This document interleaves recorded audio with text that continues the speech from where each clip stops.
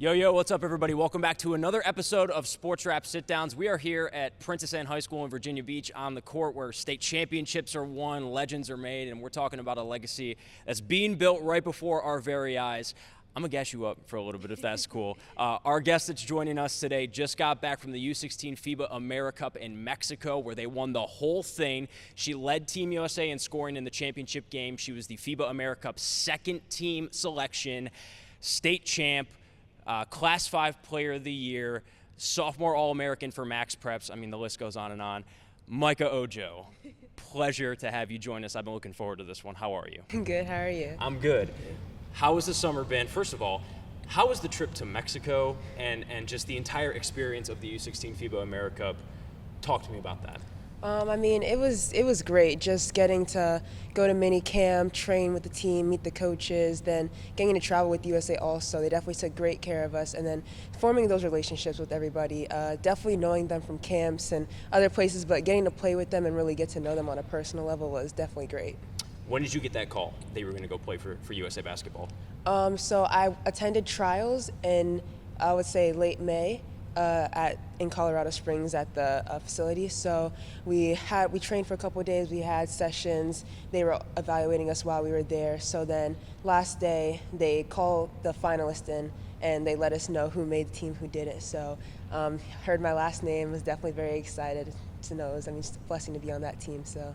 I know it's not the first time that you've worked alongside USA Basketball, but I mean to be in a capacity like that, that's got to feel so good when you see your name on that list, right? Definitely, yes. So I think I saw, it may have been a TikTok or an Instagram video of you and one of your USA Basketball teammates before the game against Canada where you were like, this is us before our gold medal and this is us after our gold medal. Just getting that feeling, going up on that stage with your teammates, hoisting that trophy. Talk to me, walk me through that moment. Definitely that moment was great. Getting to make that TikTok with Nation. Nation was definitely one of the people I formed a very close relationship with while I was there, so that was amazing. But just having the confetti go up, realizing, wow, we actually just won gold, that's just an experience that not many people get. So, it's definitely, I was glad to be up on that stage with all of them, so. Do you feel like you're representing Princess Anne when you're doing something like that? Do you feel like it's all USA Basketball in that moment? What are the conversations like with Coach Dozier? I know that you have some legendary coaches that are working with you in that USA Basketball pool, but how much do you lean on people back here when you're in that mode? Whenever I'm away, just traveling, playing games, it always goes back to where I'm from. I know I have my parents supporting me, my coaches, obviously Princess Anne always behind me, my AAU coaches, George, Jamel, all of them. So, knowing that I have all that support is kind of what helps push me also. Just when I'm playing on those big stages, whenever I'm nervous, I'm just remembering that I'm representing people back home and I always have to put on a show, so. So this past season with PA, state champ, it's, you see it everywhere that this is just such a breeding ground for girls basketball, and you see current WNBA players who went to PA, yeah. Right? Have you had the opportunities to talk, now that you're kind of ascending even more so, with people like Isaiah James or people who have been in this gym before and played with PA? Definitely. Elizabeth she came back last year to visit our team, talk to us. That's definitely a great motivator, definitely when we're in season. So, just seeing somebody who's reached that level, who knows the game, knows everything we're going through in that moment, I think that's definitely helpful for us. And then seeing Isaiah get to the WNBA, that's amazing to see someone. She played with my sister also, so just seeing that's definitely great to see. I have to ask, because I know it's also just been a crazy busy summer for you outside of the AmeriCup. I was scrolling through your Twitter, and we talked about this a little bit off camera, but the offers that were coming in, and you were just tweeting after tweet after tweet after tweet of just Power 4 programs that are interested in you. But the biggest one, at least that popped to me and the people in the sports office, was the South Carolina offer that came about a month and a half ago. What's your relationship like with Dawn Staley? When you got that phone call, it's the premier outside of maybe Connecticut for women's college basketball. Walk me through that conversation with Coach Staley. definitely getting the text that she wanted to talk to me was definitely made me very excited. And then just getting to be on the phone with her, getting to know her as a person. She was definitely a very cool person to talk to, knowing all the achievements she's received and all of that. But I think just starting to build that relationship, obviously there are a lot of schools reaching out and all of that, so building that relationship, seeing just where the next steps will be. So is that overwhelming at all? I mean, because it all kind of came in at once. You were talking about how now they can call you, right? So what has the past couple of weeks been like, taking all these phone calls in? And you just touched down from Mexico. You just got back home. I mean, it's not been too overwhelming just because, obviously, like I said, I have my support system, my dad and my mom. They've been helping me kind of manage everything, but just doing everything in moderation because I know that I've put in all this work. So these things are definitely just blessings to come. So just making sure I handle it the right way, going through my parents and all of that for sure. Who was your first call after the South Carolina offer? After the South Carolina offer, I can't remember. That was early May after that live period. I can't remember who it was. Okay. I guess it's just been an entire blur for you too. Yeah. With that, there's been a rumor that Coach Staley has been, potentially in talks with the New York Knicks for their head coaching vacancy. It's just so much deeper now than just you talking to college coaches. You're talking to people who are directly tied to the major leagues, right? Does that, I guess for lack of a better word, dawn on you at all, right? The fact that you could be, you're really working and weaving your way into a very special system right now. Definitely. Just kind of seeing all these offers roll in, getting to talk with all these schools, learn more about them. It's definitely starting to come to a realization that I'm getting to that age, getting to that point. I'm about to be a junior in high school, that I really do have to start thinking about these things and start considering definitely where I want to go. So, it definitely has been dawning on me, as you said, for sure. Of course. So you're the number one player in the state of Virginia in the class of 2027, and you're one of the top players in the country in the class of 2027. You just said it. You're coming into your junior year at PA. How have you summed up your past couple of years in this gym ever since you started playing for Coach Dozier, who, by the way, when I walked in and I said, Micah, you said, everyone's calling you Micah, you got to call you Queen, right? So what has this been like for you the past couple of years? It's been amazing. Definitely feels it's been going by so fast. So, just going to take these next 2 years, enjoy it as much as I can, because I know before I know it, I'm going to be in college. I'm going to be having to think about schools and all of that. But the people I've been with, people I've played with, seniors, everybody, they just made this experience so special. Like I said, Elizabeth comes back once in a while to visit us. Just it's like a family for sure. And everybody making it and making kind of this special experience. I'm just so grateful for them. So yeah. Coach Dozier has worked alongside so many people and mentored so many people who have gone through a similar process to you, right? The Division I route, the pro route. How heavily have you, leaned on him, especially as of late, because of how fast things have gotten? Because you were on everybody's radar very early on, but past 2 years, it is really boom, it has hit a sharp slope upward. So what have those conversations been like? How have you really leaned on him, especially with his experience with people of Princess Anne's past? Dozier's definitely made it clear that I can come to him whenever I need anything, because he knows, as you said, he's worked with people who have been through this. Like you said, Isaiah, Elizabeth, all of them. Even my sister played here, now she's at DePaul. So I think just knowing I can go to him whenever I need something and just kind of enjoying the experience overall. Never needing to make it stressful or feel like I need it to be overwhelming, because it's supposed to be fun, so just keeping it that way. Experience the difference small classes make at Camp Community College. Fall registration is happening now. Classes start August 21st. Believe in your future. Invest in you. Grow with PDC. Visit pdc.edu/growmyfuture. Was there a moment for you in particular, maybe it could have been here or in an AAU game or playing for USA Basketball, where you kind of stopped and said to yourself, I can really take this thing to the next level? Did you ever have a moment like that? I would say probably that's when I when I received my first offer, I think that I never really expected it coming. So when I received it, I was kind of like, there's people who really see me taking this that far, who really believe in me. Oh, I always knew my parents believed in me, my family, all of them. But kind of receiving that interest from a high college like that, that definitely meant something. So. And what was the first one, your first offer? It was University of Michigan. So on the private and the public scene, this area has really good basketball, just in general. And I got to watch it during the playoff stretch that PA had last year. And there were a lot of times where you were tested. Whether it was Menchville or whether, at Ocean Lakes when you guys played in the postseason there, like people were really trying to key in on you. Right. But I think one of the things that makes you so special on the court is the fact that you can do everything, right?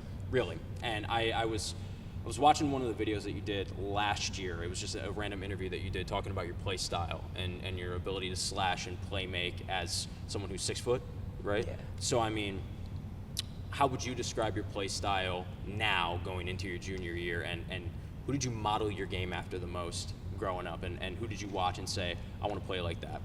I would say my play style going into my junior year, like I said, I just think I'm able to do a lot of different things on the court, definitely shooting, going to the basket, rebounding, all of that.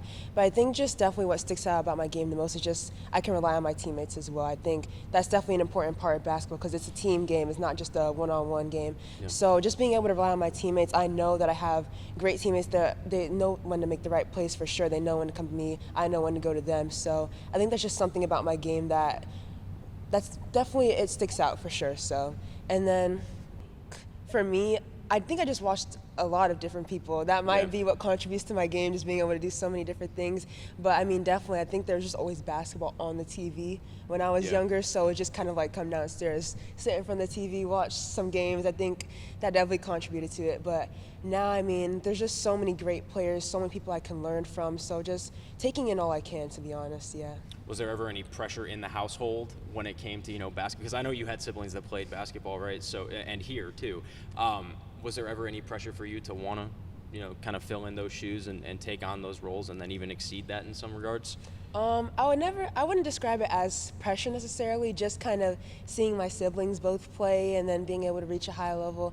I just kind of wanted to be like them and kind of wanted to keep it going. So I think it was just, I always see it as fun. Basketball as a fun sport for me to do, but definitely taking it to another level now.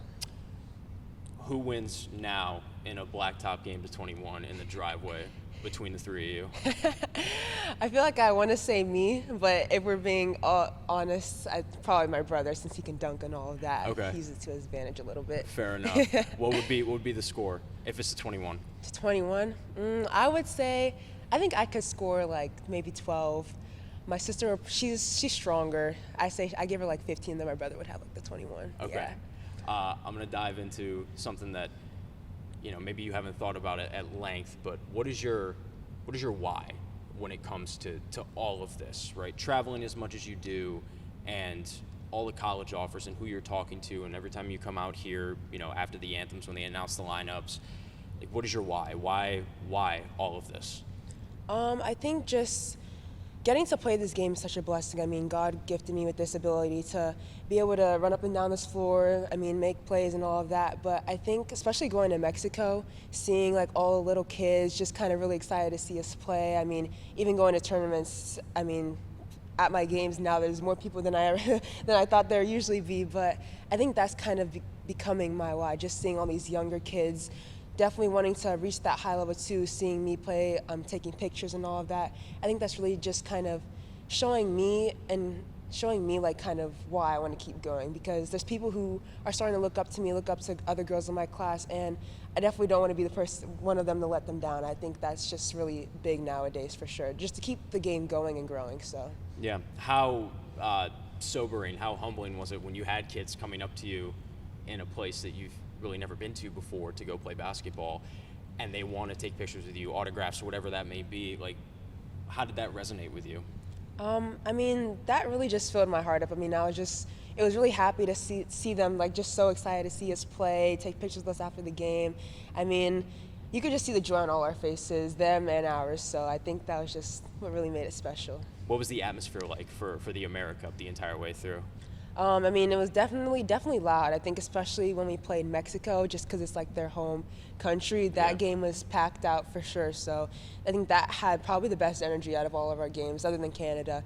So I mean, it was exciting atmosphere for sure. I'll say that, yeah. And with that, the AmeriCup period is going on for FIBA and the women's circuit. I know that the ODU women's head basketball coach, Delisha Milton-Jones, is with the senior FIBA AmeriCup team. Who do you know? When you watch those players that are playing, Power 4, Power 5 college basketball, are you really tapped into those games, like saying to yourself, I know I can be there, I know I belong on those really big stages too? I mean, yeah, just even getting this experience, it kind of just opened my eyes to the future opportunities I could definitely have the ability to get to, as long as I just keep working and just keep my head down, because I know that all this work I've been putting in, it gave me that opportunity for a reason. So just continuing to work for sure. So when you're not going to Mexico to go play basketball or getting a gajillion college offers, what does like an average day look like on just a normal summer day when you're off school for Micah Ojo? Definitely trying to get back into like my regular routine now, but probably just like lifting workout and then like a AAU practice or a regular training, just trying to make sure I'm staying tuned up, because I mean we leave next week again for more basketball, so just trying to stay ready. So what's the circuit this time? Where you going next week? So next week my team is going to be going to Ohio for we have live periods, so that's when the coaches can come watch us. So we'll be down there. Yeah. Okay. And that's kind of like AAU circuit and everything like that. That's another thing too. When you mentioned Coach Staley and I mean, I know she has a connection to Boo Williams and she's come back to Hampton a couple of times, right? Was any of that kind of facilitated the initial interaction with her, or was it just simply like a cold text, hey, I want to talk to you? So my team played in Pennsylvania for like our first like kind of live period where they could come watch us. So she stopped by one of our games, or like for the first day, and so after that tournament she reached out to my head coach, Coach George, and that kind of how it all happened. Yeah. How it kind of blossomed from there. This upcoming season with PA, I know you have still so much time, but the one thing that I've always been so curious about when it comes to like high-level high school recruits and athletes of this caliber is the private school setting of IMGs, the overtime elites, everything like that. I'm sure that there have been conversations, people directing them to you of like, hey, come to Florida, come play your high school. Why do you want to stay here? Why is it important for you to continue, not even just the legacy of like your siblings that have played in this gym, but the legacy of Princess Anne basketball? I know Dozier's, I mean, he's been building something great here for the past like forever years, and I mean he already has 15 state championships and all of that. But I mean, just staying here, I mean, it means something for sure. I mean, as you said, my siblings played here, but also just knowing that this team, they mean something to me. It feels like a family, as I said earlier. We're always sticking together, the bond is close, but just like, I mean, just playing here on this floor, I know I can make a name for myself here. Like, I don't need to leave for sure, but like, dang, how do I say this? No, you're good. I would say just staying here. I think there's just no need to leave, Yeah. And it's just like Dozier's already, I mean, he's talked to me, I've talked to my parents. As you said, there's been conversations, but I mean, over the past 2 years, we've already won 2 state championships, and it's just kind of like, if it ain't broke, don't fix it kind of deal. Yeah. So, I mean, just staying here playing with this team, I mean, I love them for sure, so just going to keep it going. I get it. And you did, and you have made a name for yourself in this system, and I think that's a testament to what athletes can do if they really stay where their feet are, stay planted, right? Because you have earned 5 stars composite, right? Like, you are a top player in Virginia, in the country, too. What do you think that says about, people staying and building something special where they are, where they grew up? Because it is somewhat a rarity now, especially in basketball, where there are so many outlets to go play that private school club scene type of high school competitive basketball where college coaches are crawling around the whole place. You decided to stay, and you have 40 plus offers, right? So it's like, what do you think that says about staying and really grinding and putting in the work to be able to build something special where your feet are?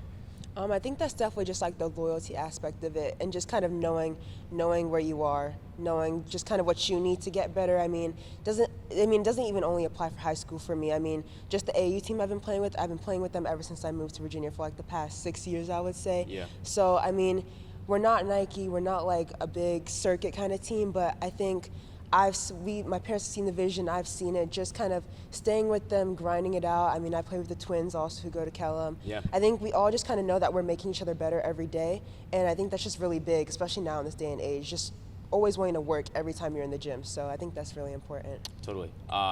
You also have, well, your parents, are from Nigeria, correct? Yeah. Right. So was there ever a conversation for you to want to play for the Nigerian national team as well, or was it always you wanted to play for the United States?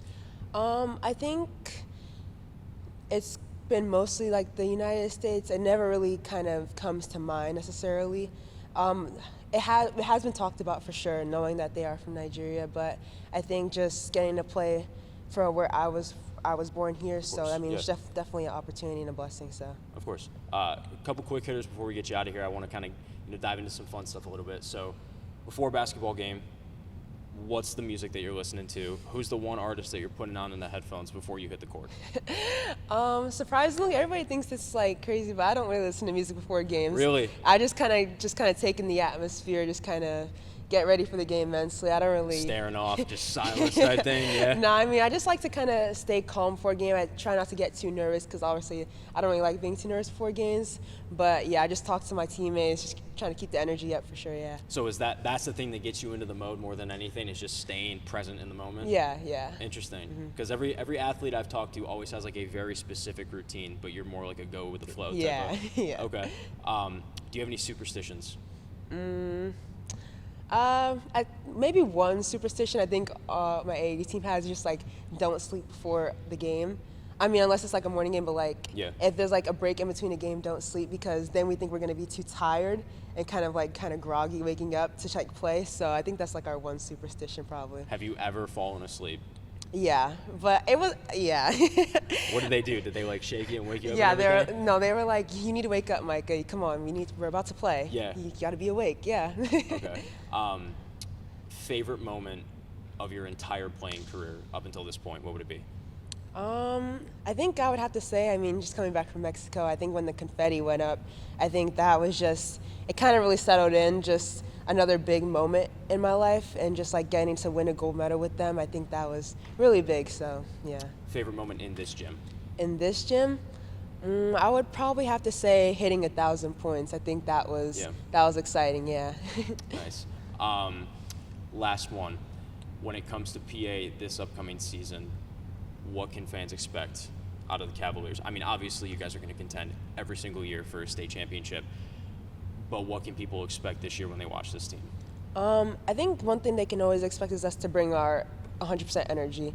I think no matter who we're playing, it shouldn't matter how we play, that we always know that we're going to come out, we're going to play our hardest, because we have to stay ready for those bigger games coming up, and that's just what's going to lead up to it. So.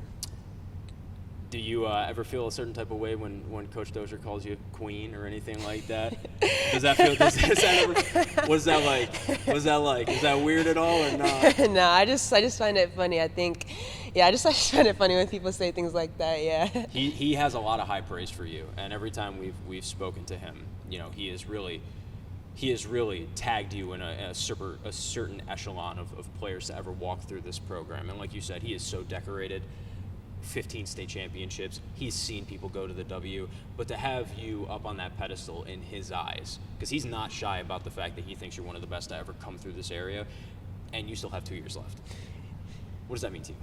It definitely means a lot. I think he's definitely one of the big people in my support system for sure. Knowing that he supports me as much as he does, I think that's kind of one of the reasons I just stay here. Knowing that I have somebody like that always behind me, always ready to defend me, that means a lot for sure. So, I mean, Princess Anne will definitely always have a place in my heart for sure. Sweet. I think that's the perfect way to wrap it up. Micah, thank you so much for the time. We appreciate it. We'll catch you on the next episode of Sportswrap Sit-Downs.